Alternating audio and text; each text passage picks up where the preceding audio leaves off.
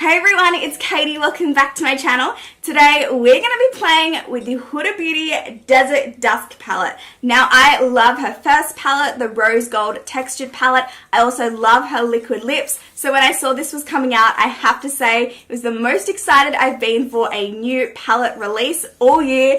And just by looking at the color selection, it has not disappointed. I love the colors. I think they are so beautiful. I love her updated packaging. So I'm so excited to play with it today and see what look I come up with. So I hope you're excited too. Be sure to subscribe to my channel before you leave and check out my social media links below. And if you'd like to see what look I come up with using this palette, then just keep watching. Of course, starting off with a fresh face, I'm going to begin by taking the Smashbox Photo Finish Primer Water and I'm going to spritz this over my face just to get some hydration back into my skin. Then going in with the Urban Decay Self-Adjusting Complexion Primer. I'm going to be using this to blur my skin and create a really nice, even canvas for my foundation.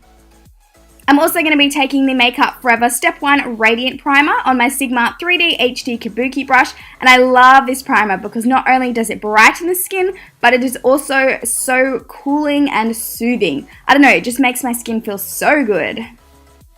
For foundation today, I'm going to be using the Estee Lauder Double Wear in Desert Beige, and I love this foundation, but I hate how it doesn't have a pump. I always just make the biggest mess. To help get our skin looking nice and glowy, I'm going to take the Anastasia Liquid Glow in Perla and mix this into my foundation and then apply that to my face because we are going to be using a beauty blender today. And I find that applying my foundation straight to my face rather than the beauty blender just helps it not soak up as much product.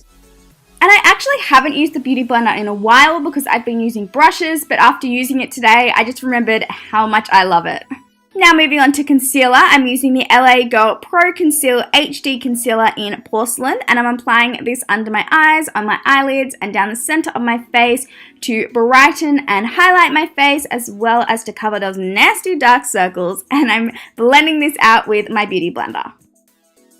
So I recently bought this Sigma Edge Kabuki brush, which has this crazy triangular shape to it, which really intrigued me. So I wanted to try it out today. So I'm using the Kat Von D Lock-It Setting Powder, and I'm just stamping the brush under my eyes, and I was really impressed by how this works. Because of the triangular shape, I was really able to get up in there and hit all the nooks and crannies with the powder that I usually would miss with a normal brush.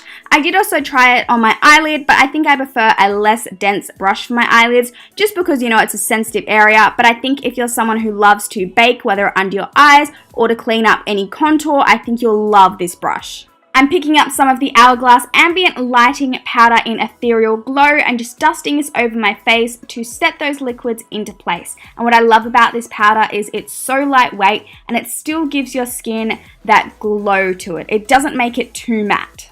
I'm quickly creating some shape to my face with the Hoola Bronzer by Benefit before warming up my skin with the Physicians Formula Butter Bronzer in Light. Time for blush. I'm going to use the Sigma Aura Powder in Cotta Rosa, and I'm just popping that on my cheeks, and I always like to bring my blush around my temples as well, just so that I have a nice flush of color to my face. For that glow, I'm taking the Makeup Geek Duochrome Highlighter in Lit, and this looks white, but it has a nice pink shift to it, and I'm applying that to the tops of my cheekbones and bringing that around to the top of my brow. I'm going to go ahead and do my brows, and I just did a full brow routine. If you'd like to check it out, the link is below, and now it is time for the eyeshadow. Dipping into the Huda Beauty Desert Dusk palette, of course, I'm going to take the shade Eden and I'm going to buff this into my crease to act as my transition shade. And I did find that I had to really build this shadow quite a lot to reach my desired intensity. Next, we're going to be using the shade Amber, and I'm going to be focusing this below where we applied Eden, yet still buffing it into Eden and into the crease. Now dipping into the shade Amethyst, I have to say that I really had to build this shade up to get any pigmentation. I found it to be very dry, and unfortunately it was not my favorite. I'd much rather just dip into the Morphe 35B palette and use the purple from that palette.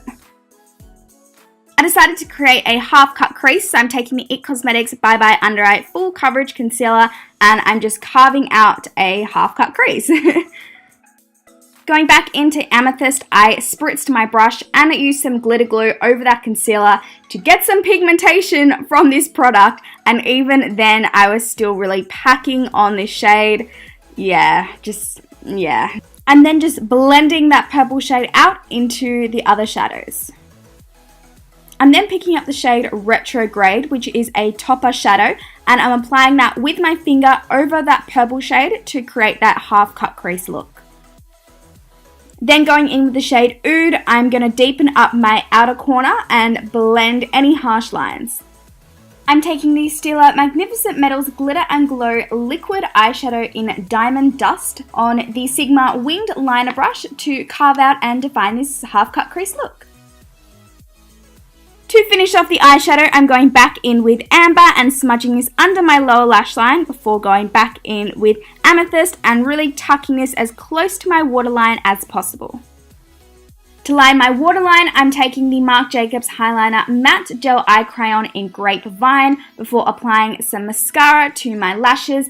And my thoughts on the palette, I don't know, I'm torn. I like it and I love the shade colors, but I don't know, I just found it to be overall less pigmented than her first palette, which was the Rose Gold Textured palette. But I did go back and swatch some more shades, and the pressed shadows, they swatched beautifully. But I don't know, shades like Amethyst was so drying and hard to use.